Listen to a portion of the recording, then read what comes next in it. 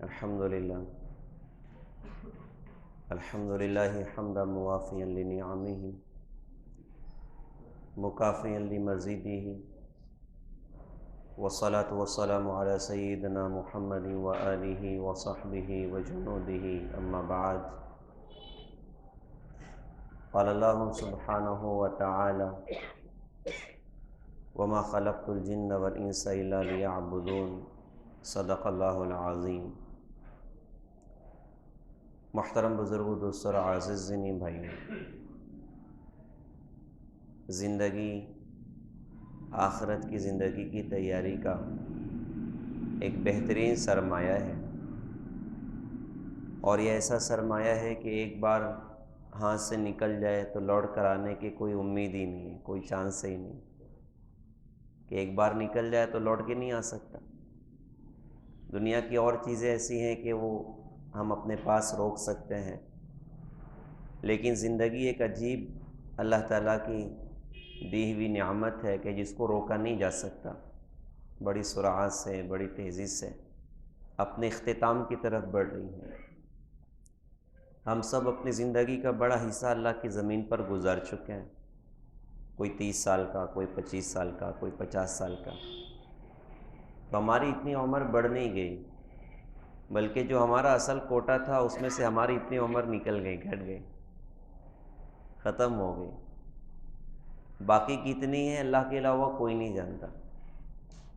دنیا بہت نادان ہے، اللہ کو نہیں جانتی ہے، اللہ کے رسول کو نہیں جانتی ہے، اسلام کو نہیں جانتی ہے۔ تو جو نادان دنیا ہے وہ زندگی کی ختم ہونے پر برتھ ڈے کے نام سے کیک کاٹ رہی ہوتی ہے، جشن منا رہی ہوتی ہے، خوشیاں منا رہی ہوتی ہے کہ بھائی ہماری سالگرہ آ گئی۔ تو سالگرہ نہیں ہے، وہ سال گرہ ہے کہ بھائی 1 سال اور گرا، 1 سال اور گرا، کرتے کرتے ایک وقت آتا ہے کہ آدمی ہی قبر کے گڑھے میں پہنچ جاتا ہے۔ تو دنیا نادان ہے کہ زندگی کے گھٹنے پر، زندگی کے کم ہونے پر خوشیاں منا رہی ہوتی کہ بھئی ہمارا جو ہے پیدائش کی تاریخ آ گئی۔ حالانکہ اسلام نے سکھایا کہ بھئی اپنی پچھلی زندگی پر آدمی توبہ کرے اور اگلی زندگی کے لیے کچھ عزم کرے اور اپنی زندگی کو صحیح کرے۔ اس سے سال ختم بھی ہوتا ہے تو بے وقوف دنیا جشن منا رہی ہوتی ہے 31 کے نام سے، دسمبر کا آخری چل رہا ہے، ناچ گانے ہیں، شراب کباب ہے۔ دنیا کو سمجھ نہیں ہے، عقل نہیں ہے دنیا کے اور انسانوں کو۔ ویسے موقع پر عیاشیاں کرتے ہیں، زنا کرتے ہیں، شرابیں پیتے ہیں، ناچ گانے کی محفلیں قائم کرتے ہیں۔ یہ ان کا اپنا طرز ہے، ان کی اپنی روش ہے، اور مسلمانوں کو اپنی زندگی کے ہر عمل میں، ہر موقع پر بس یہ دیکھنا چاہیے کہ اسلام کی تعلیمات کیا ہیں، اسلام نے ہمیں کیا پیغام دیا، اور حضرت محمد صلی اللہ علیہ وسلم نے ہمیں کیا پیغام دیا۔ اللہ کے رسول حضور پاک صلی اللہ علیہ وسلم کی وہ بات کتنی عجیب ہے، من تشبہ بقوم فہو منہم، فرمائے کہ جو جس قوم کی مشابہت اختیار کرے گا وہ قیامت میں انہی کے ساتھ میں کھڑا کر دیا جائے کہ بھئی ان کے لائف اسٹائل کو اس نے اپنی زندگی میں جگہ دی۔ تو یہ مسلمانوں کا طرز نہیں ہے کہ وہ 31 کے نام سے ناچ گانے کی محفلوں میں شریک ہو جائیں یا ڈی جے بجائیں، ناچ گانے کی محفلیں قائم کریں، یہ باطل کا طریقہ ہے۔ اور ہمیں تو یہ بات یاد رکھنا چاہیے کہ ہمیں اللہ تعالیٰ نے اپنے فضل اور کرم سے اسلامی سال اللہ تعالیٰ نے عطا کیا ہے۔ کیسے خوبصورت سال اللہ پاک نے مجھے اور آپ کو عطا فرمایا، اور ہمارا سال کا شروعات ہوتی ہے محرم سے جو قربانیوں والا مہینہ ہے، اور ہمارا سال ختم ہوتا ہے ذی الحجہ پر جو قربانی والا مہینہ ہے۔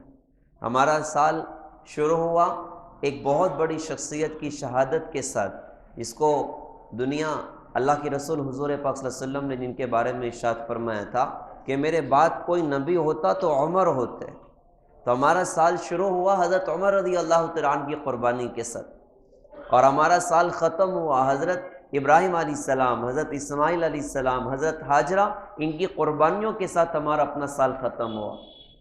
اور ہمارا سال ہجرت سے، ہجری سال ہے ہمارا، تو ہمارا کیلنڈر بھی ہم کو یہ پیغام دیتا ہے کہ یہ امت دنیا میں اللہ کے دین کے لیے آئی ہے، اللہ کے دین کی محنت کے لیے آئی، اپنی زندگی کو وصول کرنے کے لیے، اللہ کے نام پر مرنے کے لیے آئی۔ لہٰذا اللہ تعالیٰ نے پیارے بھائیوں ہمیں خوبصورت سال دیا، جس میں سال کا شروعات بھی قربانیوں والا، اور سال کا اختتام بھی قربانیوں والا۔ لہٰذا جو زندگی اللہ تعالیٰ نے مجھے اور آپ کو عطا کی ہے، ہم اپنی زندگی کی قدر کریں، ہم اپنی زندگی سے اپنی آخرت کا توشہ اپنے پاس میں جمع کر لیں، اپنی آخرت کی تیاری کر لیں۔ اللہ کے رسول حضور پاک صلی اللہ علیہ وسلم نے ارشاد فرمایا تھا، الکیس من دان نفسہ عاملا لما بعد الموت، ارشاد فرمایا کہ عقل مند تو وہ ہے جو اپنے موت کے بعد کی زندگی کے لیے عمل کرے۔ کہ عقل مندی کا تقاضا ہے کہ آدمی آخرت کی زندگی کو سامنے رکھے۔ وہ اور دنیا کا یقین ہوتا ہے کہ انسان مرتا ہے تو سارا معاملہ ختم ہوتا ہے، لیکن ایمان والوں کا اپنا یقین ہے کہ مرنے کے بعد مرنا نہیں ہے، مرنے کے بعد ہمیشہ ہمیشہ کا جہان ہے، ہمیشہ ہمیشہ کی زندگی ہے۔ اور اس جہان میں اللہ تعالیٰ نے دو مقامات بنائے ہیں، ایک جنت کا جہان ہے، دوسرا جہنم کا جہان ہے۔ جنت فرما بردار بندوں کے لیے ہے اور جہنم نافرمان بندوں کے لیے ہے۔ تو لہٰذا ہم دنیا میں رہ کر اپنی آخرت کا توشہ اپنے پاس میں اکٹھا کر لیں کہ اللہ تعالیٰ اپنے کرم اور فضل سے جنت کا ٹھکانہ اللہ پاک ہمیں عطا فرمائے، وہاں ہمیشہ ہمیشہ کی زندگی ہے۔ روایتوں میں آتا ہے قیامت کے میدان میں موت کو بھی ایک جانور کی شکل میں اللہ تعالیٰ بلوائے گا اور اس کو ساری انسانیت کی آنکھوں کے سامنے اللہ تعالیٰ ذبح کروائے گا، اور اعلان ہوگا کہ آج موت کو بھی موت دے دی گئی، اب انسانوں کو کبھی موت نہیں ہے۔ اس منظر کو دیکھ کر جنتیوں کی خوشی بڑھ جائے گی کہ اب تو کبھی مرنا نہیں، ہمیشہ جنت میں رہیں، اور اسی منظر کو دیکھ کر جہنمیوں کا چنگھاڑا بڑھ جائے گا کہ اب تو کبھی مرنا نہیں، ہمیشہ جہنم کے انگارے بھگتنا ہے۔ لہذا پیارے بھائیوں، ہم بھی آخرت کے مسافر ہیں، ہمیں بھی دنیا سے ایک دن رخصت ہونا ہے۔ ہم نے کتنوں کے جنازوں کو اٹھتے دیکھا، کیا خیال ہے ہم بچ جانے والے؟ ہم نے کتنوں کے جنازوں کو کاندھا دیا، ہم نے کتنوں کی نماز جنازہ پڑھی، ہم نے کتنوں کو قبر کے گڑھے میں اتارا، ہم نے کتنوں کے اوپر منو من مٹیاں ڈالی ہیں۔ منہا خلقناکم وفیہا نعیدکم ومنہا نخرجکم تارۃ اخری، کیا خیال ہے ہم بچ جائیں گے؟ ہم میں سے کوئی بچنے والا نہیں ہے۔ اللہ نے جو زندگی دی ہے، بندہ اپنی زندگی کی قدر کرنے والا بن۔ اچھا، زندگی کی قدر دانی کیا ہے؟ زندگی کا وصول کرنا کیا ہے؟ تو اللہ تعالیٰ کا فضل اور احسان ہے کہ اللہ تعالیٰ نے ہمیں اسلام جیسا خوبصورت دین عطا فرمایا، کلمے جیسی عظیم دولت اللہ پاک نے عطا فرمائی، قرآن جیسی عظیم کتاب اللہ تعالیٰ نے مجھے اور آپ کو عطا فرمائی، اور حضرت محمد صلی اللہ علیہ وسلم جیسے بے مثال آئیڈیل اللہ تعالیٰ نے مجھے اور آپ کو عطا فرمائے۔ زندگی کا وصول کرنا یہ ہے کہ بندہ اپنی پوری زندگی کو اللہ کے دین کے مطابق گزارے، اللہ کی مرضیات کے مطابق گزاریں،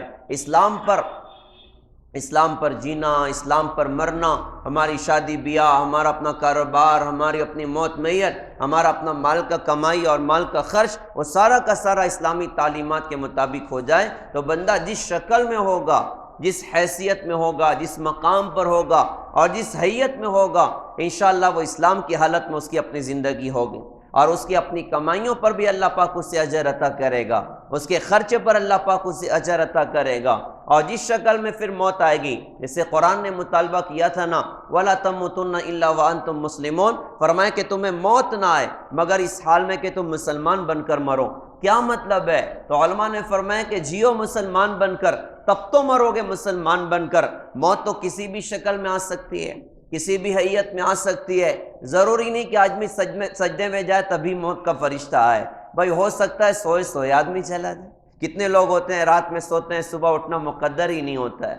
کتنے لوگ سفر میں انتقال کر جاتے ہیں، کتنے لوگ کھاتے کھاتے دنیا سے چلے جاتے ہیں، سوتے سوتے چلے گئے، پانی پیتے پیتے چلے گئے، کاروبار کرتے کرتے چلے گئے، اور اللہ بچائے اللہ بچائے، کتنے بدقسمت ایسے بھی ہوا کرتے ہیں شرابیں پی کے مر گئے، زنا کرتے کرتے مر گئے، چوریاں کرتے کرتے مر گئے، جوا کھیلتے کھیلتے مر گئے، نشہ کرتے کرتے مر گئے۔ اللہ تعالی ہماری حفاظت فرمائے۔ تو موت تو کسی بھی شکل میں آ سکتی ہے۔ اب بندہ، اسلام میں یہ تعلیم دی گئی کہ تم جیو مسلمان بن کر، تمہارا کاروبار اسلام کے مطابق ہونی چاہیے، تمہاری معاشرت اسلام کے مطابق ہونی چاہیے، تمہارے اپنے معاملات، تمہاری اپنی شادی بیاہ، تمہارا اپنا کاروبار، تمہارا اپنا لین دین، وہ سارا کا سارا اسلام کے مطابق بنے۔ پھر جس شکل میں موت آئے گی، انشاءاللہ موت کا فرشتہ جنت کی خوشخبری لے کر آئے گا، انشاءاللہ موت کا فرشتہ جنت کا پیغام لے کر آئے گا، اللہ کی رضا کا پیغام لے کر آئے گا، کیونکہ اللہ تعالیٰ نے ہمیں صرف مسجد کی چار دیواری کا دین نہیں دیا، اللہ نے وہ خوبصورت دین دیا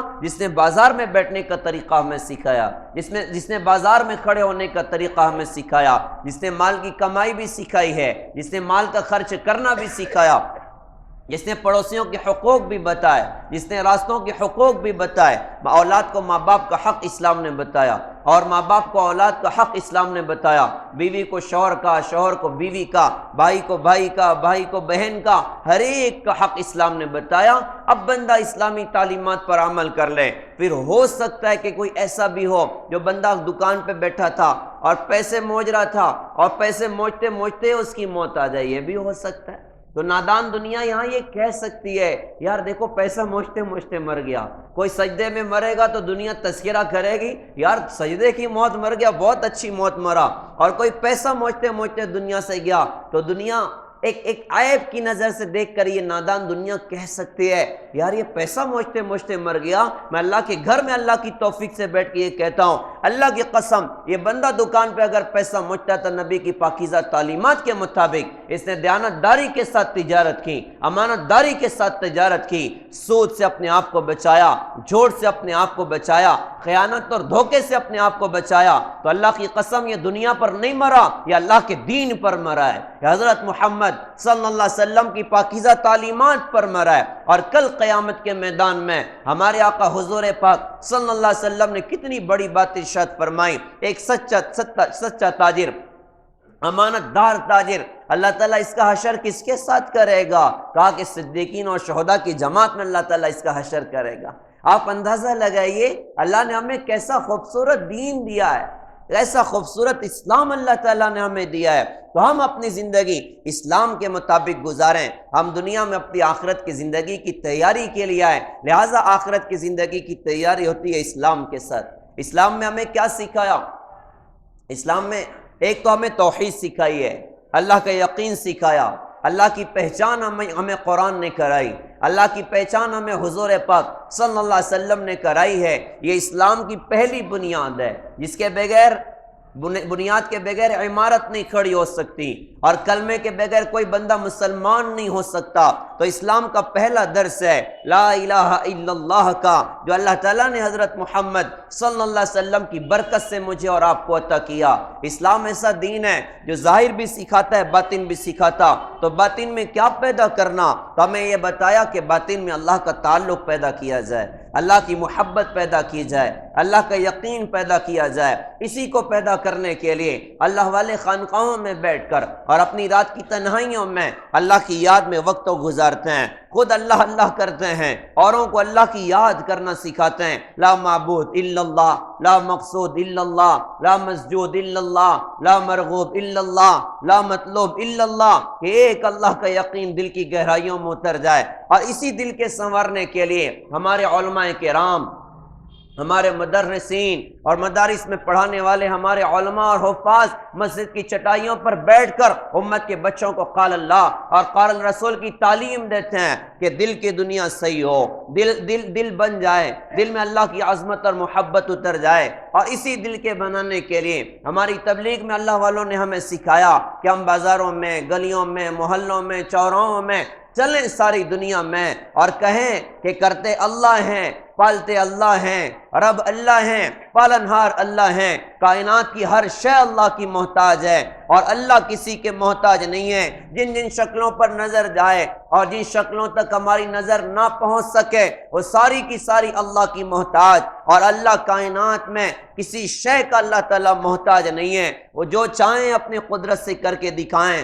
جب چاہیں اپنی قدرت سے کر کے دکھائیں، ذرہ ذرہ اللہ کی حکومت میں، پتہ پتہ اللہ کی حکومت میں، اور کائنات کی ہر شے اللہ کی محتاج ہے۔ لا الہ الا اللہ میں ملا تو لا کلمے میں لا ہے کہ نہیں، تو یہ لا کی تلوار کائنات کی ہر مخلوق پر ہے کہ چونٹی سے لے کے جبرائیل تک، اور فرش سے لے کر عرش تک، مشرق سے لے کر مغرب تک، اور شمال سے لے کر جنوب تک، اور قطرے سے لے کر ٹھاٹے مارتے سمندر تک، اور ایک چھوٹی سی ایک ٹیبلٹ سے لے کر آپریشن تھیٹر تک، اور بندوق کی گولی سے لے کے بڑے بڑے میزائل تک، اور ذرے سے لے کر پہاڑ تک، کائنات کی ہر شے اللہ کی محتاج ہے، اور اللہ وہ ہے جو کسی مخلوق کا محتاج نہیں ہے۔ جو چاہے ان کو کرنے کے لیے کچھ نہیں کرنا پڑتا، ان کا ارادہ ہی شے کا وجود ہوتا ہے، کائنات کا وجود ہوتا ہے۔ انہوں نے چاہا تو آسمان کی چھت کو اٹھا دیا، زمین کے فرش کو بچھا دیا،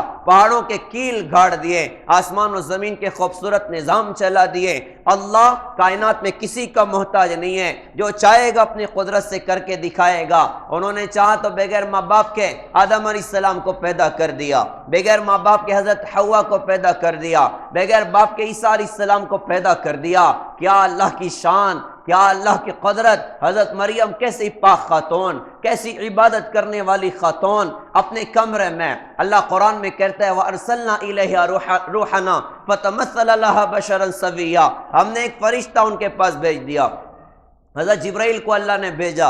حضرت مریم نے دیکھا کہ ایک انسان سامنے کھڑا ہوا ہے، انسانی شکل میں آئے تو حضرت مریم گھبرا گئیں اور کہا کہ انی اعوذ بالرحمن منک ان کنت تقیا، میں اللہ کی پناہ چاہتی ہوں، تم کون ہو؟ تو حضرت جبرائیل نے کہا کہ گھبراؤ نہیں، میں اللہ کا بھیجا ہوا فرشتہ ہوں۔ کہا میرے پاس کیوں آئے؟ کہا کہ میں اس لیے تیرے پاس آیا کہ اللہ پاک تجھے ایک بیٹا دینا چاہتا ہے۔ تو کہا کہ مجھے کیسا بیٹا ہوگا؟ انا یکون لی غلام ولم یمسسنی بشر ولم اکو بغیا، مجھے بیٹا کیسے ہوگا کہ میں کوئی بدکار عورت نہیں ہوں اور نہ مجھے کسی مرد نے چھوا ہے۔ تو حضرت جبرائیل نے کہا کہ ہو جائے گا، اللہ کی مرضی، اللہ تعالیٰ تجھے دے گا۔ اب حضرت جبرائیل آگے بڑھے، پیچھے ہٹی، پیچھے دیوار آ گئی، حضرت جبرائیل آگے بڑھے، کرتے کا ان کے کپڑے کا آستین پکڑا اور ایک پھونک ماری، ایک پھونک پر ودین سیکنڈ 9 مہینے کا حمل تیار ہو گیا۔ درد زہ ہوا، حضرت مریم دوڑی، ایک درخت تھا کھجور کا، اس کے تنے میں جا کر بیٹھ گئیں۔ درد زہ ہو رہا ہے، تکلیف ہو رہی ہے، اور حضرت عیسیٰ علیہ السلام کی پیدائش ہو گئی۔ اب وہ گھبرا رہی، اب غم بھی ہے، حزن بھی ہے اور ٹینشن بھی ہے کہ دنیا مجھے کیا کہے گی۔ تو ایک جملہ کہا تھا، ہائے کاش میں اس سے پہلے ہی مر جاتی، لوگ میرا بھولنا بھی بھول جاتے، اب میں کیا کروں؟ تو حضرت جبرائیل نے تسلی دی کہ رونے دھونے کی کوئی بات نہیں ہے، اطمینان رکھ، اور یہ جو کھجور کا تنا اس کو ہلا، تجھ پر تر و تازہ کھجوریں گریں گی۔ اچھا، کھجور کا جو درخت تھا وہ خشک تھا، اس میں کھجوریں نہیں تھیں، جب اس کو ہلایا تو اللہ پاک نے تر و تازہ کھجوریں ان پر گرائیں۔ حضرت جبرائیل نے کہا کہ مریم، جو اللہ اس بے جان درخت سے اور اس سوکھے ہوئے تنے سے تجھے تر و تازہ کھجوریں دے رہا ہے، اسی اللہ نے تجھے اپنی قدرت سے بیٹا عطا کر دیا ہے۔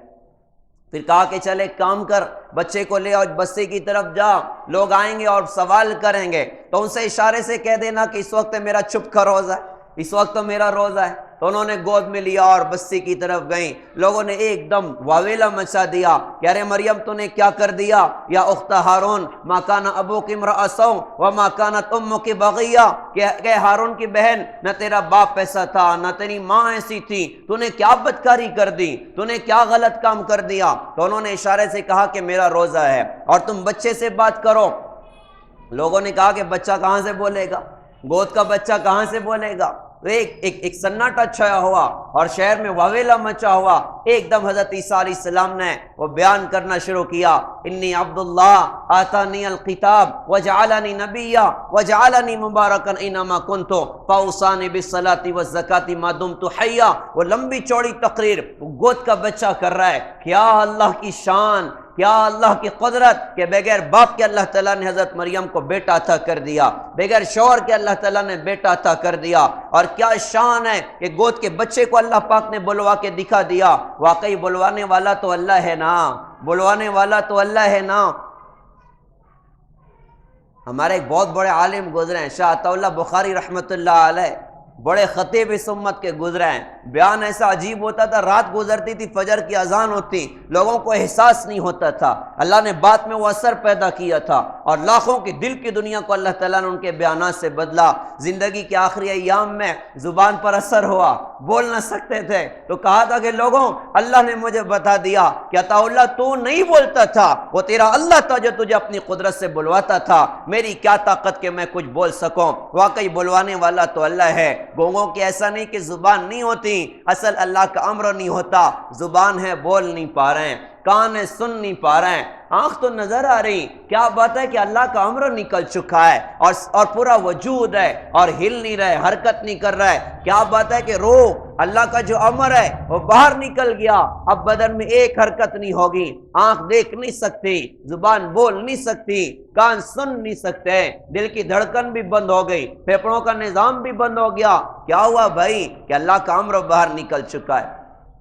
تو کیسے اللہ کی قدرت ہے کہ جو چاہے اللہ تعالیٰ اپنے قدرت سے کر کے دکھائے۔ تو اسلام کی پہلی تعلیم مجھے اور آپ کو ہے کہ ہم اللہ کا یقین اپنے اندر پیدا کریں، اللہ سے تعلق صحیح کریں، اللہ کو راضی کریں، اللہ کو راضی کرنا مقصد زندگی بنائیں۔ اللہ کیسے راضی ہوں گے؟ تو اللہ کو راضی کرنے کے راستے ہمیں بتائے گئے کہ ہم جناب محمد الرسول اللہ صلی اللہ علیہ وسلم کے بتائے ہوئے راستے پر چلیں، ان کی اتباع کریں، ان کے پیچھے چلیں۔ انہوں نے ہمیں کیا سکھایا؟ انہوں نے ہمیں عبادتیں سکھائی ہیں، ہم عبادت کرنے والے بنیں، اور ہماری اپنی پیدائش کا مقصود بھی اللہ کی عبادت ہے۔ وَمَا خَلَقْتُ الْجِنَّ وَالْإِنسَ إِلَّا لِيَعْبُدُونَ، قرآن کہتا ہے کہ ہم نے نہیں پیدا کیا جنات اور انسان کو مگر اپنی عبادت کے لیے، کہ ہم اللہ کی عبادت کے ساتھ وقت گزاریں، اپنی زندگی کو وصول کریں اللہ کی عبادتوں کے ساتھ۔ یہ وقت گزر جائے گا، اس وقت کو وصول کر لیں نمازوں کے ساتھ، اس وقت کو وصول کر لیں قرآن کی تلاوت کے ساتھ، اللہ کی یاد کے ساتھ، اللہ کے ذکر کے ساتھ، دعاؤں کے ساتھ، سنتوں کے اہتمام کے ساتھ۔ ہماری راتیں بہت بڑا سرمایہ، ہمارے دن بہت بڑا سرمایہ۔ حضور پاک صلی اللہ علیہ وسلم نے اپنی پوری امت کو اس سرمایہ کی قیمت کو وصول کرنا سکھایا، لہذا صحابہ کی زندگیاں اٹھائیں، کیسے اللہ کی عبادت کرنے والے وہ لوگ تھے، کیسا راتوں میں اللہ کے سامنے رونے دھونے والے اور اللہ کو منانے والے وہ لوگ تھے۔ رات رات گزرتی اللہ کی عبادت میں۔ عثمان غنی رضی اللہ تعالیٰ عنہ عشاء کی نماز کے بعد بیت اللہ میں داخل ہوئے، ایک طرف اپنے جوتے کو رکھا، نماز پڑھنا شروع کی۔ کیا عبادت کا ذوق اور شوق اللہ پاک نے دیا تھا، ایک رکعت میں پورا قرآن پڑھا تھا۔ اللہ اپنے بعض بندوں کو طی الوقت بھی عطا کرتا ہے، بعض بندوں کو طی الارض عطا کرتا ہے۔ طی الارض بزرگوں کی ایک چال ہوتی ہے جس میں چلتے تھوڑا ہے بہت دور پہنچ جاتے ہیں، اور طی الوقت یہ اللہ تعالیٰ بزرگوں کو ایک کرامت عطا کرتا ہے کہ جس میں کم وقت میں بہت عبادتیں کر جاتے ہیں۔ اس لیے ہم لوگ سنتے ہیں نا بزرگوں کے واقعات میں کتنی عبادت وہ کر جاتے تھے، کئی 100 رکعتیں وہ پڑھ جاتے تھے۔ تو جب ہم لوگ حساب کتاب ماریں گے تو اپنی کھوپڑی میں وہ بات نہیں اترے گی۔ یہ اللہ تعالیٰ بزرگوں کو کرامت عطا کرتا ہے، اپنے نیک بندوں کو کرامت عطا کرتا ہے۔ تو حضرت عثمان غنی رضی اللہ تعالیٰ عنہ ایک رکعت میں پورا قرآن پڑھ گئے۔ حضرت فاطمہ رضی اللہ عنہا عشاء کی نماز کے بعد مصلی پر سوار ہوئی، 2 رکعت نفل نماز کی نیت، اللہ اکبر، قرآن پڑھنا شروع کیا۔ ہائے رے ہائے، یہ دل کی دنیا ہماری آج خراب ہوئی ہے، یہ دل کی دنیا آج گندی ہو گئی ہے، یہ دل پاک ہو جائیں، یہ دل صاف ہو جائیں۔ حضرت عثمان رضی اللہ تعالیٰ عنہ فرماتے تھے کہ اگر تمہارے دل گندے نہ ہوتے گناہوں کی وجہ سے تو تمہارا دل کبھی بھی قرآن کی تلاوت سے نہ بھرتا۔ آدمی اپنا جائزہ لے کہ میں کتنا اللہ کی عبادت کر پاتا ہوں، میں 2 رکعت کتنی لمبی آج پڑھ پاتا ہوں۔ آدمی کوشش تو کرے، آدمی محنت تو کرے کہ بھئی لمبی لمبی رکعتیں ہوں، لمبا رکوع ہو، لمبا قیام ہو۔ جنت کی عورتوں کی سردارن کو دیکھیے، حضرت فاطمہ رضی اللہ عنہا عشاء کی نماز کے بعد مصلی پر سوار ہیں، اللہ اکبر، قرآن پڑھنا شروع کیا، پڑھتی جا رہی۔ اللہ کی عبادت میں بڑے مزے ہیں۔ کیا خیال ہے، بریانی بڑی مزیدار ہوتی ہے، اور ٹکا بڑا مزیدار ہوتا ہے، اور فلاں ڈشیں بڑی مزیدار ہوتی ہیں۔ اللہ نے کائنات کی ہر شے میں کوئی نہ کوئی ذائقہ رکھا، تو کیا اپنے نام میں اللہ پاک نے مزہ نہ رکھا ہوگا؟ کیا اپنی عبادت میں اللہ پاک نے مزہ نہ رکھا ہوگا؟ اللہ کے نام میں حضرت مولانا انعام صاحب رحمۃ اللہ علیہ فرماتے تھے کہ اللہ کے نام میں وہ مزے ہیں جو ساری کائنات میں کہیں نہیں ہے، جو ساری کائنات میں کہیں نہیں ہے۔ اسی لیے تو اللہ والوں کو راتیں کم بڑھ جاتی ہیں۔ کہنے والے نے کہا تھا، مجھ کو نہ اپنا ہوش نہ دنیا کا ہوش ہے، بیٹا ہوں مست ہو کے تمہارے جمال میں، اور تاروں سے پوچھ لو میری روداد زندگی، راتوں کو جاگتا ہوں تمہارے خیال میں۔ اللہ کی یاد میں وقت گزر جائے، اللہ کے ذکر میں وقت گزر جائے، اللہ کی عبادت میں وقت گزر جائے۔ فاطمہ رضی اللہ عنہا قرآن پڑھتی جا رہی، فجر کی اذان ہو گئی، اس کے بعد بیٹھ کر سلام پھیرا اور بیٹھ کر رو رہی ہیں کہ اللہ آپ کی رات کتنی چھوٹی ہو گئی، میں تو 2 رکعت بھی نہ پڑھ سکی، آپ کی رات ختم ہو گئی۔ اندازہ تو لگائیے اللہ کی عبادت میں کیسا مزہ ہے، اور صحابہ اور صحابیات وہ کتنا اللہ کی عبادت کرنے والے تھے، کتنا اپنے وقتوں کو وصول کرنے والے تھے۔ ہمارے اسلاف میں تابعین میں ایک بہت بڑے آدمی ہیں، حضرت حسین رضی اللہ تعالیٰ عنہ کے بیٹے علی ان کا اپنا نام تھا، دادا کی نسبت پہ ان کا نام علی رکھا گیا، تو لہٰذا ان کا نسب بنتا ہے علی بن حسین بن علی بن ابی طالب، یہ ان کا پورا نسب ہے۔ زین العابدین کے نام سے بڑے مشہور تھے، ان کا لقب پڑ گیا زین العابدین، عبادت کرنے والوں کی خوبصورت تھی، بہت بڑے عبادت گزار آدمی تھے۔ یہ جمادی الاولیٰ کا مہینہ چل رہا، اسی مہینے کی 16 تاریخ کو ان کا اپنا وجود ہوا تھا۔ وہ پیدا ہوئے تھے 37 ہجری میں۔ امام زین العابدین رضی اللہ تعالیٰ عنہ بھی کہہ سکتے ہیں، رحمت اللہ علیہ بھی کہہ سکتے ہیں۔ تو بہت عبادت گزار آدمی تھے، کیسی بڑی شخصیت تھے۔ امام مالک رحمۃ اللہ علیہ نے فرمایا کہ ہم تک یہ بات پہنچی ہے کہ بندہ ایک دن میں 1000 رکعتیں نماز پڑھتا تھا، نفل نماز۔ اب میں کہوں کہ اگر ہم لوگ حساب کتاب کیلکولیٹر لے کے بیٹھیں گے نا تو بات سمجھ میں نہیں آئے گی۔ جیسے طی الارض ہوتا ہے ایسے طی الوقت بھی ہوتا ہے۔ اللہ اپنے بندوں کو یہ کرامت اللہ پاک اپنے نیک بندوں کو دیتا ہے۔ 1000 رکعت نفل نماز پڑھا کرتے تھے۔ کتنے عبادت گزار آدمی، کتنا اللہ کو راضی کرنے والے آدمی۔ ان کی زندگی کے واقعات بھی بڑی خوبصورت ہیں، ان کی زندگی بھی بڑی خوبصورت ہے۔ اور کیوں نہ ہو، جنت کے نوجوانوں کے سردار حضرت حسین رضی اللہ تعالیٰ عنہ کے جگر کے ٹکڑے ہیں، حضور پاک صلی اللہ علیہ وسلم کے خاندان کے آدمی ہیں۔ کتنی بڑی شخصیت۔ میدان کربلا میں یہ بھی موجود تھے، اور مقدر سے ان کی عمر اس وقت کچھ 24 سال ان کی اپنی عمر تھی، لیکن سخت بیمار تھے تو حجرے میں تھے، باہر نہیں تھے، ورنہ دشمن تو ان کو بھی نہ چھوڑتے تھے، ان کو بھی نہ بخشتے تھے۔ زندگی میں روتے بہت تھے۔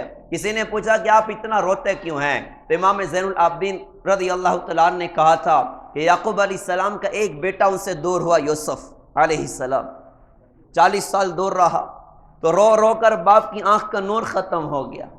یعقوب علیہ السلام کا ایک بیٹا کھو گیا تھا، رو رو کر ان کا حال برا ہوا۔ میں نے اپنی آنکھ کے سامنے کربلا کے میدان میں اپنے پورے خاندان کو ذبح ہوتے دیکھا ہے، بھلا میری آنکھ کا آنسو کیسے رک سکتا ہے؟ میں نے اپنے ابا کو ذبح ہوتے دیکھا، اپنے بھائیوں کو میں نے کٹتے دیکھا ہے، ان کے کٹے سر میں نے نیزوں پہ چڑھے دیکھا ہے، ان کے جسموں کو، وہ گھوڑوں کو ہم نے رونتے ہوئے دیکھا ہے، بھلا میری آنکھ کا آنسو کیسے رک سکتا ہے؟ کتنے بڑے آدمی تھے، کتنے عبادت گزار آدمی تھے۔ لہذا پیارے بھائیوں، ہمیں بھی چاہیے کہ اللہ کی عبادتوں کے لیے وقت فارغ کریں۔ آج ہمارے پاس ہر ایک کے لیے وقت ہوا کرتا ہے، بیوی کے لیے وقت ہے، بچوں کے لیے وقت ہے، دوستوں کے لیے وقت ہے، نہیں ہے تو اپنے اللہ کے لیے ہمارے اپنے پاس میں وقت نہیں ہے۔ لہذا ہم اپنے وقت کو وصول کریں اللہ کی عبادتوں کے ساتھ، جس میں فرائض کا درجہ بہت اعلیٰ، ہم اپنے فرائض میں وہ کمال درجے پر پہنچنے کی کوشش کریں۔ اللہ کے رسول حضور پاک صلی اللہ علیہ وسلم نے جیسے مثال کے طور پر نماز کے بارے میں ارشاد فرمایا، صلو کما رأیتمونی اصلی، نماز ایسی پڑھو جیسے مجھے پڑھتے ہوئے دیکھا ہے۔ علماء نے ارشاد فرمایا کہ نماز کے اعتبار سے لوگوں کے پانچ شعبے ہیں، 5 درجے ہیں، یا 5 قسم کے لوگ ہیں۔ کچھ وہ لوگ ہیں جو نماز پڑھتے ہیں نہیں پڑھتے ہیں، تو علماء نے فرمایا یہ جہنمی ہیں، اللہ ہماری حفاظت فرمائے۔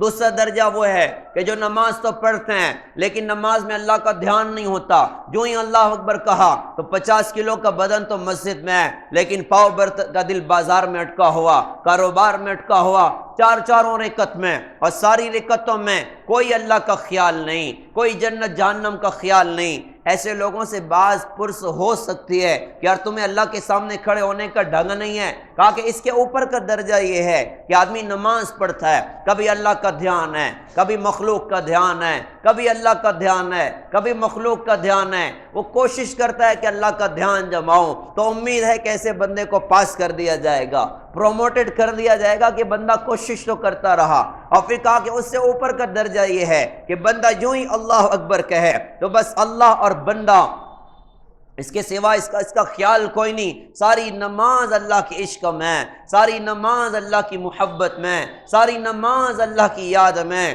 علماء نے ارشاد فرمایا کہ یہاں سے نماز کا اصل درجہ شروع ہوتا ہے، یہاں سے نماز کا ثواب شروع ہوتا ہے۔ یہ نماز کا اصل درجہ ہے کہ بندہ نماز پڑھے تو بس اللہ کا دھیان ہو۔ اسے ہمیں مشق کرنا چاہیے کہ ہم اپنی نمازوں میں ہم اللہ کا دھیان جمائیں کہ میں اللہ کو دیکھ رہا ہوں، اللہ مجھے دیکھ رہا ہے، میں اللہ کے سامنے کھڑا ہوں، پل صراط پر کھڑا ہوں، دائیں طرف جنت ہے، بائیں طرف جہنم ہے، موت کا فرشتہ میرے سر پر کھڑا ہوا، اور بس یہ میری زندگی کی آخری نماز ہے۔ بندہ کس حیت کے ساتھ میں نماز پڑھے گا؟ آدمی کو اپنے فرائض کا بہت اہتمام کرنے والا ہونا چاہیے۔ بہت اہتمام اس کا کرنا چاہیے۔ نماز تو وہ عمل ہے کہ جس میں اللہ تعالیٰ اپنے بندے سے بات کر رہے ہوتے ہیں، اللہ ہماری طرف متوجہ ہو اور ہم بے توجہی کریں، یہ کیسی محرومی کی بات ہے۔ روایتوں میں آتا ہے باقاعدہ اللہ تعالیٰ اپنے بندے سے نماز میں بات کر رہا ہوتا ہے۔ حدیث میں آتا ہے کہ جب بندہ نماز میں کہتا ہے الحمدللہ رب العالمین، تو اللہ تعالیٰ فرماتے ہیں حمیدنی عبدی، میرے بندے نے میری حمد بیان کی۔ بندہ کہتا ہے الرحمن الرحیم، اللہ تعالیٰ فرماتے ہیں اثنا علی عبدی، میرے بندے نے میری ثنا بیان کی۔ بندہ کہتا ہے مالک یوم الدین، ادھر سے جواب آ رہا ہے مجدنی عبدی، میرے بندے نے میری بزرگی بیان کی۔ ہم کہتے ہیں ایاک نعبد و ایاک نستعین، وہ فوراً جواب آیا ھذا بینی و بین عبدی ولعبدی ما سأل، یہ میرے اور میرے بندے کے درمیان ہے، میرے بندے نے مجھ سے جو مانگا وہ اسے مل گیا۔ ہم نے کہا اہدنا الصراط المستقیم، اخیر تک وہ فوراً جواب آیا ھذا لعبدی ولعبدی ما سأل، یہ آیت کا پورا ٹکڑا میرے بندے کے لیے ہے اور میرے بندے نے مجھ سے جو مانگا وہ اسے مل گیا۔ کتنا بڑا عمل اللہ تعالیٰ نے ہمیں عطا کیا، کیسا خوبصورت عمل اللہ تعالیٰ نے ہمیں عطا کیا۔ لہٰذا ہم فرائض کا اہتمام کرنے والے بنیں، فرائض کو اہتمام کے ساتھ ادا کرنے والے بنیں۔ سعید ابن مسیب رحمۃ اللہ علیہ فرماتے تھے کہ اللہ کے فضل سے کبھی ایسا نہیں ہوا کہ میں بعد میں آیا، اذان پہلے ہو گئی، پہلے میں آتا تھا، مسجد کی اذان بعد میں ہوا کرتی تھی۔ ہائے رے ہائے، کیا ہم بھی اتنا اہتمام کرتے ہیں؟ کیا ہم بھی اذان سے پہلے مسجد پہنچتے ہیں؟ نہیں، چلو ٹھیک ہے، اذان سے پہلے نہیں پہنچ سکے، کیا اللہ اکبر کی صدا سننے کے بعد ہم فوراً اللہ کے گھر کی طرف متوجہ ہوتے ہیں؟ عبداللہ ابن مبارک رحمۃ اللہ علیہ بہت بڑے آدمی ہماری اپنی تاریخ کے گزرے ہیں۔ شروع میں اللہ والے نہیں تھے، وہ واقعہ بھی میں سنا دیتا ہوں، اور اس لیے سنا دیتا ہوں کہ شیطان جو ہے بعض مرتبہ ہمیں نا امید کرتا ہے۔ شیطان کہتا ہے یار تو اتنا نالائق ہے، زندگی اتنی تو نے برباد کر دی، اب تو آگے کہاں جا سکتا ہے؟ آدمی توبہ کر لے، آدمی عزم کر لے، اب مجھے انشاءاللہ کرنا ہے، مجھے علم بھی حاصل کرنا ہے، دین کی محنتیں کرنی ہے، اللہ تعالیٰ بہت اوپر پہنچائے گا۔ صحابہ میں سے اکثر صحابہ کی زندگیاں اٹھاؤ، کلمہ کب پڑھا؟ 20 سال کی عمر میں، 30 سال، 40 سال، 50 سال کی عمر میں کلمہ پڑھا۔ حضرت عمر نے کب پتہ نہیں 35-40 سال کی قریب عمر میں کلمہ پڑھا تھا، کتنی آگے پہنچے، کہاں تک پہنچے۔ تو عبداللہ بن مبارک بھی شروع میں کوئی اللہ والے آدمی نہیں تھے، دین سے دوریاں تھیں، ایک باندی سے بڑی محبت ان کو تھی۔ ایک مرتبہ اس کے ساتھ عشاء کے بعد بیٹھے باتیں کر رہے تھے، پیار محبت کی، اچانک کان میں اذان پڑی، فجر کی اذان، تو کہنے لگے یار لگتا ہے مؤذن تھوڑا سا آج سڑیا گئے۔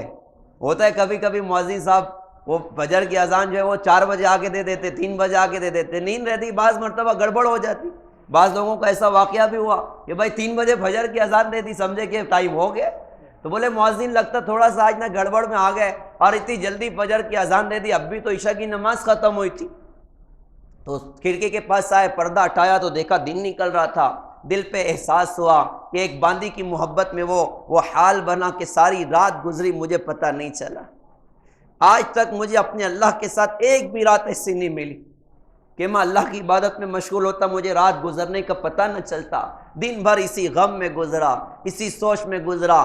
دوسرے دن سوئے تو خواب میں دیکھا درخت پر ایک بلبل بیٹھی ہے اور وہ قرآن پاک پڑھ رہی ہے، اور قرآن پاک کی وہ آیت پڑھ رہی ہے الم یأن للذین آمنوا ان تخشع قلوبہم لذکر اللہ، کیا ایمان والوں کے لیے وقت نہیں آیا کہ ان کے دل اللہ کی یاد کے واسطے جھک جائیں؟ آنکھ کھلی تو خواب یاد تھا اور زبان پر جملے تھے، آ گیا آ گیا آ گیا۔ پھر جو زندگی بدلی، یہ کتنا بڑا آدمی بنا، آپ اندازہ لگائیے۔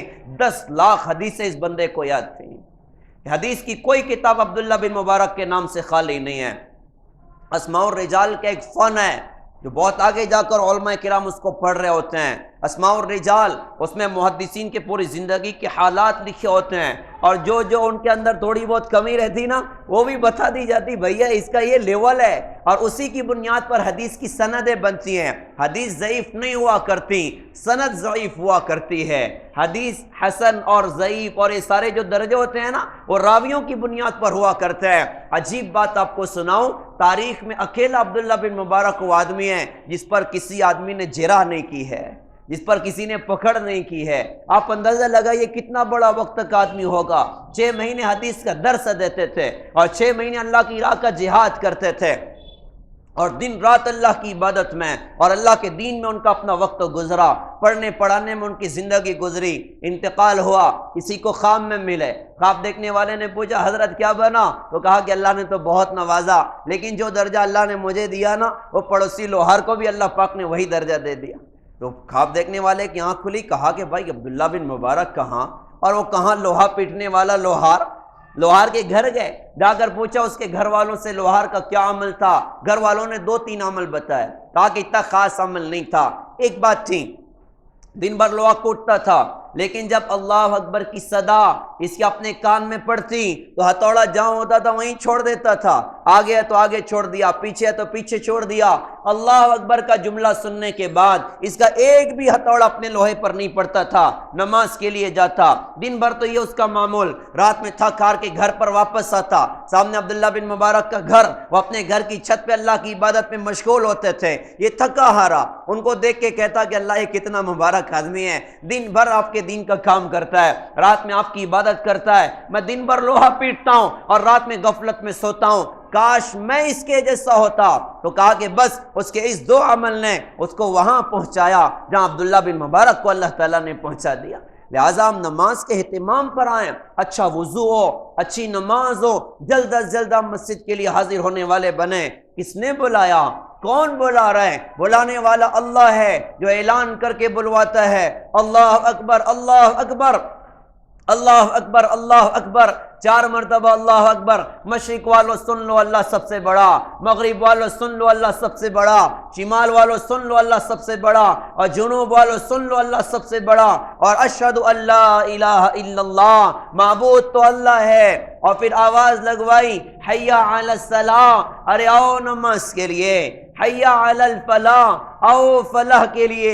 یہ پیغام دیا کہ تمہیں لینے کے واسطے نہیں بلا رہا، میں تمہیں دینے کے واسطے بلا رہا ہوں۔ تمہارے رزق کا مسئلہ ہے آ جاؤ، قبر کا مسئلہ ہے آ جاؤ، پل صراط کا مسئلہ ہے آ جاؤ، حساب کتاب کی سختی کا مسئلہ ہے آ جاؤ، جہنم سے بچنا چاہتے ہو، جنت میں جانا چاہتے ہو، اللہ کی رضا حاصل کرنا چاہتے ہو، دعاؤں کی قبولیت چاہتے ہو، آؤ میں سب دینے کے واسطے تیار ہوں۔ لہذا پیارے بھائیوں، ہم نماز کے اہتمام پر آئیں، اپنی نماز کو جاندار بنائیں۔ جس کی نماز جاندار ہوگی اس کی زندگی شاندار ہوگی۔ ہم فرائض کا اہتمام کریں، ہم سنتوں کا اہتمام کریں۔ نادان دنیا ہوتی ہیں، کہتے ہیں صاحب ہم سے تو فرائض زیادہ ہو جائیں تو بہت غنیمت ہے، سنت تو پڑھنا بڑے لوگوں کا کام ہے، نفل پڑھنا بڑے لوگوں کا کام ہے۔ یہ محرومی کا جملہ ہے، یہ شیطان کی طرف سے جملہ ہے۔ ہمیں سنتیں پڑھنی ہیں، ہم سنتوں کا بھی اہتمام کریں، ہم نفل نمازوں کا بھی اہتمام کریں۔ بھائی اللہ توفیق دے، ہم اشراق پڑھیں، اوابین پڑھیں، چاشت پڑھیں، رات کی تہجد کا ہم اہتمام کرنے والے بنیں۔ یہ سارا مجمع نیت کریں رات کی تہجد میں اللہ کے سامنے کھڑے ہونے کی۔ یہ وقت بڑا کمال کا ہوا کرتا ہے اور آدمی انہی راہوں سے اللہ سے قریب ہوا کرتا ہے۔ ہم نیت کریں کہ رات کے تہجد کا انشاءاللہ ہم لوگ اہتمام کریں گے، اور رات کی تہجد پڑھنے کے لیے آدمی کوئی موبائل جیسی کوئی مشین تھوڑی ہے کہ الارم لگایا ایک دم اٹھ کے بندہ 4 بجے اٹھ کے کھڑا ہو گیا، 2 بجے سویا اور 4 بجے اٹھ کے کھڑا ہو گیا۔ اللہ نے یہ بدن بنایا، اس کو راحت بھی چاہیے، اس کو آرام بھی چاہیے۔ ہائے رے ہائے، ہمیں بیماری لگ گئی رات میں زیادہ جاگنے کی، رات میں وقت ضائع کرنے کی، دیر تک جاگ رہے ہوتے ہیں اور صبح دیر تک سو رہے ہوتے ہیں۔ لہٰذا ہمیں یہ کرنا چاہیے کہ اپنا روٹین بدلیں، اپنا وقت بدلیں۔ آدمی سوچتا ہے یار آئندہ جمعہ سے بن جاؤں گا، آئندہ سنیچر سے ترتیب بنا لوں گا، یوں زندگیاں گزر جاتی ہیں، ترتیب نہیں بنتی۔ لہٰذا جو کل کرنا ہے وہ آج کریں، جو آج کرنا ہے وہ ابھی کریں۔ یہ عزموں کہ بھائی جلدی سو جائیں، رات میں جلدی اٹھ جائیں گے۔ اور میں اللہ کا واسطہ دے کے کہوں گا ایسے نوجوان بھائیوں سے جن کے کان تک میری آواز پہنچتی ہو، اور اپنے بزرگوں سے کہ اپنی اولاد کی ہم فکر کریں کہ رات میں ان کا وقت موبائل میں ضائع نہ ہو، موبائل میں وقت برباد نہ ہو۔ آج کے وقت میں راتوں میں موبائل میں وقت برباد کرنے والا اللہ کی قسم قیامت میں کون کیا آنسو روئے گا کہ ہائے کہاں زندگی کو ضائع کر دیا، ہائے کہاں زندگی کو برباد کر دیا۔ ہم نے دنیا میں ایسا آدمی نہیں دیکھا جو اپنے ہاتھوں سے اپنے پیر پہ کلاڑی مارتا ہو، لیکن اگر بصیرت کی نگاہ سے دیکھے تو آج ہر بندہ اپنے وقتوں کو ضائع کر کے گویا کہ اپنے ہاتھ سے اپنے پیر پہ کلاڑی مار رہا ہے۔ لہذا جلدی سوئیں، جلدی اٹھیں، ہم کچھ قرآن کو وقت دینے والے بنیں، کچھ قرآن کے ساتھ وقت گزارنے والے بنیں۔ جب دنیا چھوڑ کے جائے گی قبر کے گڑھے میں، اللہ کی قسم یہ قرآن ہمارا ساتھی بننے والا ہے۔ جب قیامت کے میدان میں بیوی دیکھ کر بھاگ جائے گی، اللہ کی قسم یہ قرآن ہمارا ہاتھ آ کر تھمنے والا ہے، یہ اللہ کی بارگاہ میں لے کر جانے والا ہے اور وہاں سفارش کرنے والا ہے کہ اللہ یہ بندہ رات میں میری تلاوت کرتا تھا اور دن میں مجھ پر عمل کرتا تھا، آپ اس کے لیے جنت کے فیصلے کریے۔ لہٰذا ہم قرآن کو وقت دیں، ہم کچھ اللہ کی یاد کے ساتھ وقت گزاریں، ہم دعاؤں کے اہتمام پر آئیں۔ دعا بڑی طاقت ہے اور دعا سے بڑے بڑے کام اللہ تعالیٰ اپنی قدرت سے بنا دیتا ہے۔ دعا کرنے والا گویا کہ اللہ پاک سے اب یہ کہہ رہا ہوتا ہے، پیارے اللہ میرے بس میں کچھ نہیں ہے، کسی کے بس میں کچھ نہیں ہے، جو کچھ ہے آپ کے بس میں، آپ اپنے قدرت سے کام بنا دیجئے۔ یہ امت دعا سے آج محروم ہو رہی ہے، رونے والوں سے آج محروم ہو رہی ہے۔ ہم رونے والے بنیں، ہم دعا والے بنیں، ہماری گاڑی اٹکے نہ اٹکے، ہم اللہ کی جیوار میں جا کر اٹک جائیں، ہم اللہ کی جیوار میں جا کے آنسو گرا دیں۔ اللہ کی قسم اللہ کی ایسی رحمتیں متوجہ ہوں گی ہم اندازہ نہیں لگا سکتے۔ بڑی بڑی فتوحات دعا کی برکت سے ہوئیں، بدر میں فتح دعا کی برکت سے ملی، مکہ دعا کی برکت سے آباد ہوا، مدینہ کی بیماریاں دعا کی برکت سے ختم ہوئیں، عمر جیسے پتھر دل انسان نے کلمہ پڑھا نبی کی دعا کی برکت سے۔ دعا میں بڑی طاقت ہوا کرتی ہے، ہم دعا والے بنیں۔ آدھا گھنٹہ پونا گھنٹہ جم کے اللہ سے مانگنا، دعا کرنے والے کی دعا کو اللہ تعالیٰ رد نہیں کرتا، الا یہ کہ حرام لقمہ اس کے اپنے پیٹ میں اتر جائے، مشتبہ لقمہ اس کے اپنے پیٹ میں اتر جائے، پھر بندے کی دعا اللہ کی طرف نہیں بڑھتی۔ حدیث میں آتا ہے آدمی سفر میں پراگندہ بال، کپڑے بھی میلے کچیلے اور بالکل قبولیت کے آثار ہیں، اور اس وقت کہتا ہے ہائے میرے رب، ہائے میرے رب۔ حدیث میں آتا ہے کہ اس کا پینا حرام، اس کا لباس حرام، اس کا کھانا حرام، اس کی دعا کہاں قبول ہو سکتی ہے؟ اللہ ہماری حفاظت کرے۔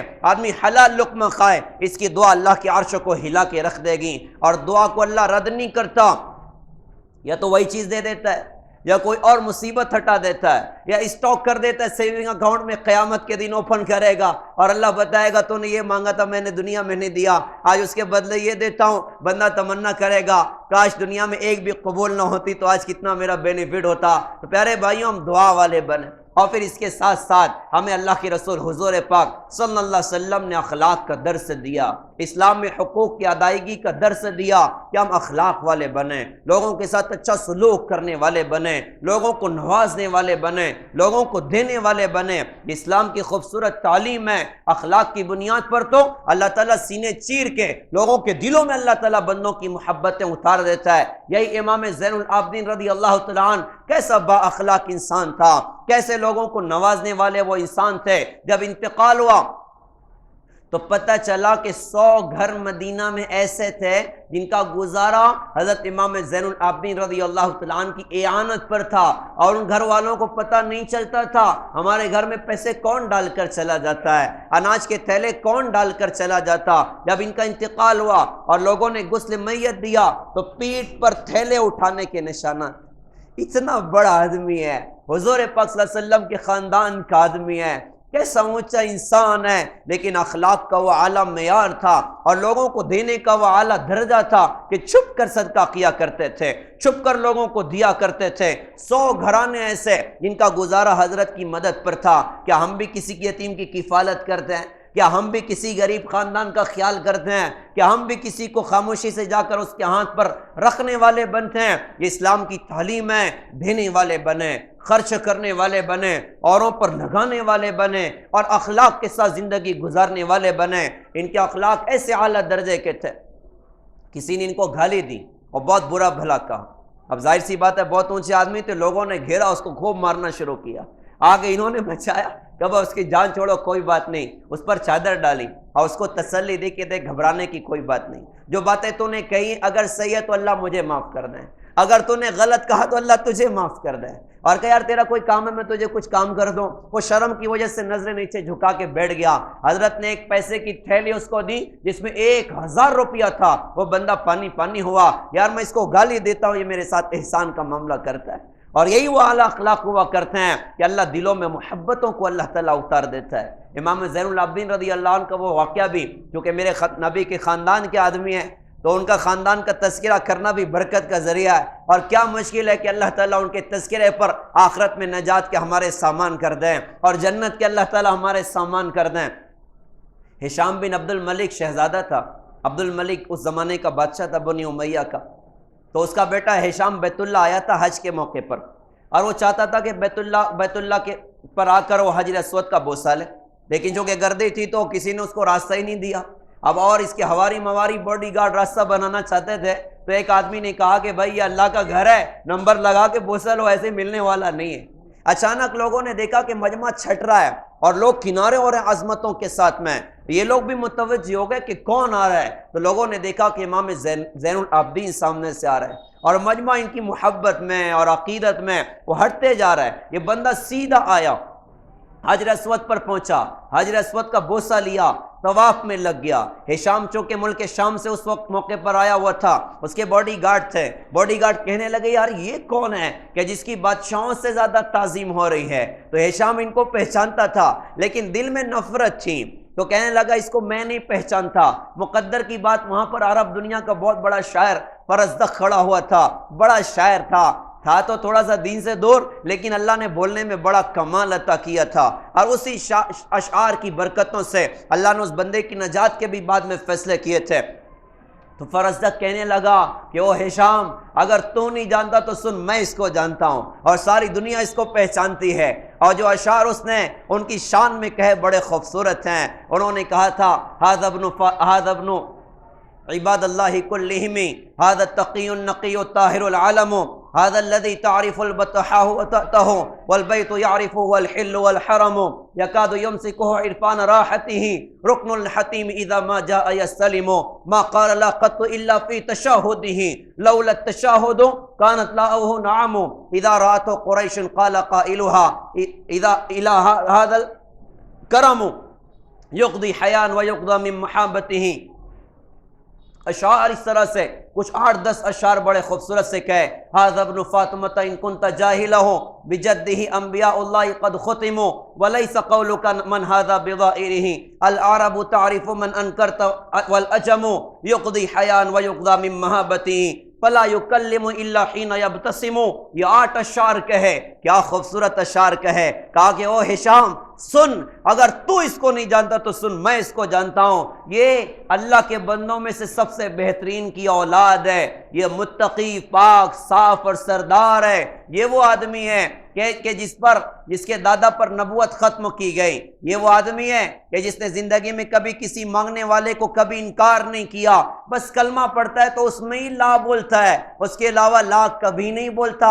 یہ وہ آدمی ہے کہ جب بیت اللہ کے قریب آئے تو قریب ہے کہ بیت اللہ اس کو پہچان کے اس کے ہاتھ کو چھومنے لگ جائے۔ کو ہشام تو اس کے پہچاننے سے انکار کرتا ہے؟ میں تجھے بتاؤں، یہ وہ آدمی ہے جو حضرت فاطمہ کی اولاد ہے اور اس کے دادا پر نبوت ختم کر دی گئی، اور تیرا اس کو انکار کرنا اس کی شان میں کوئی کمی نہیں کرتا۔ جس کے پہچاننے سے تو انکار کیا، اس کو عرب جانتا ہے، اس کو عجم جانتا ہے، اور یہ وہ آدمی ہے کہ لوگ اس کے سامنے آئیں تو ہیبت کی وجہ سے نظر نیچے جھکا لیتے ہیں، اور یہ شرم کی وجہ سے اپنی نظر کو نیچے جھکا لیتا ہے۔ فرزدق نے کیا خوبصورت اشعار ان کی شان میں کہے، اخلاق بڑی دولت ہے، اللہ سینے چیر کے محبت دل میں اتار دیا کرتا ہے، لہٰذا ہم بھی اخلاق والے بنیں، ہم بھی نرمی والے بنیں، ہم بھی لوگوں کے ساتھ اچھا سلوک کرنے والے بنیں، بطور خاص اپنے ماں باپ کے ساتھ، اپنے بیوی بچوں کے ساتھ۔ آج تو مائیں سلوک کو ترس رہی ہیں، آج تو باپ سلوک کو ترس رہے ہیں،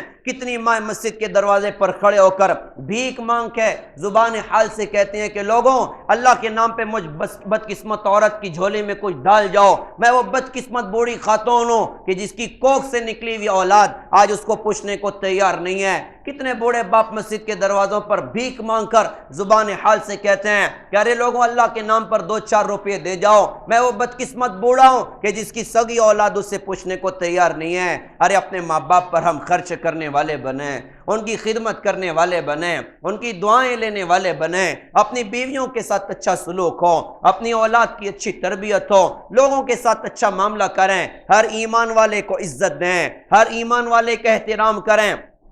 کوئی چور ہے تو چوری بری ہے، وہ برا نہیں ہے، شراب ہے تو اس کی شراب بری ہے وہ برا نہیں ہے، ہم تو اس کو گلے لگا کے پیار سے سمجھائیں گے، ہم تو اس کے لیے دعائیں کریں گے، ہم اوروں میں صفات دیکھنے والے بنیں، اوروں میں خوبیاں دیکھنے والے بنیں۔ لہذا پیارے بھائیوں، ہمیں اپنے اندر اپنے نبی والے اخلاق کو پیدا کرنا۔ کہنے والے نے کہا تھا بلند اپنے اخلاق کرتا چلا جا، زمانے کے دل میں اترتا چلا جا، بدی اور بدلے کی آلودگی سے تو اپنا دامن بچاتا چلا جا، ادھر زخم پہ زخم کھاتا چلا جا، ادھر سارے عالم پہ چھاتا چلا جا، دنیا تجھ کو یاد کر کر کے روئے گی اور تو دنیا سے مسکراتا چلا جا۔ ایسی اخلاق والی زندگی بنائیں، ہماری ذات سے کسی کو دکھ نہ پہنچے، ہمارے ہاتھ سے کسی کو تکلیف نہ پہنچے، یہ آخرت میں بربادی کا سامان بن جائے گا۔ لہذا اخلاق کے ساتھ زندگی گزارنی، اپنے نبی کے دین کو سیکھنا ہے اور ساری دنیا میں انشاءاللہ زندہ کرنا۔ ایک نیت تو کریں انشاءاللہ کہ ہم عاشق رسول بنیں گے، غلام رسول بنیں گے،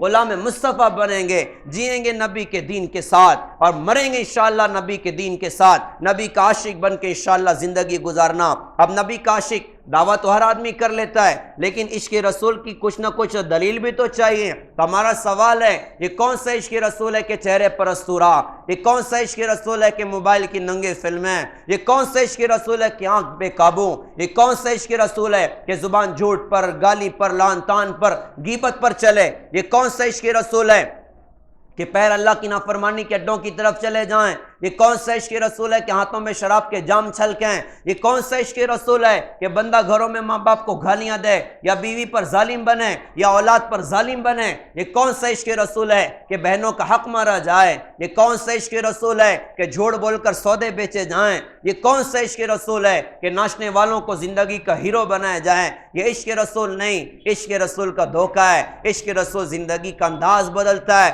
لہذا نیت کریں انشاءاللہ کہ جئیں گے نبی کے عشق کے ساتھ، مریں گے نبی کے عشق کے ساتھ، ان کی زندگی کو زندگی میں جگہ دیں گے۔ اس کو سیکھنا بھی ہے اور سارے عالم میں انشاءاللہ زندہ کرنا بھی ہے۔ اس کے 3 کام بطور خاص کرنا ہے۔ ایک کام ہمیں یہ کرنا ہے کہ ہم علماء سے جڑ کر چلیں، علماء کی رہبری میں زندگی گزاریں۔ میں اللہ کا واسطہ دے کے کہہ رہا ہوں، فتنوں کا دور ہے، اللہ کے لیے علماء امت سے جڑیں، اللہ کے لیے علماء کی رہبری میں زندگی گزاریں۔ دوسرا یہ کہتا ہوں، یہ بدن بیمار ہوتا ہے ہم ڈاکٹر کے پاس جاتے ہیں، یہ دل بھی بیمار ہوتا ہے، یہ روح بھی بیمار ہوتی ہے، حسد ہے، جلن ہے، بغض، عداوت، بڑا بننے کا جذبہ، اس کو ٹھیک کرنے کا راستہ اللہ والوں کی صحبت ہے، اللہ والوں کا ساتھ ہے۔ ہم ان کی نگرانی میں زندگی گزاریں اور پھر بڑی خوبصورت سی ہماری اپنی محنت، دعوت و تبلیغ کی خوبصورت محنت ہے، جس میں مثبت بن کر اخلاق کے ساتھ، اخلاص کے ساتھ، ہر ایک کو اپنا سمجھ کر نبی کی درد غم کے ساتھ دنیا میں چلنا پھرنا، کہ ہمارے نبی کا دین دنیا میں زندہ ہو جائے۔ اللہ تعالیٰ سے دعا ہے اللہ پاک ہم سب کو سمجھ دیں، عمل کے اللہ تعالیٰ ہم سب کو توفیق عطا فرمائیں۔ وآخر دعوانا الحمدللہ رب العالمین۔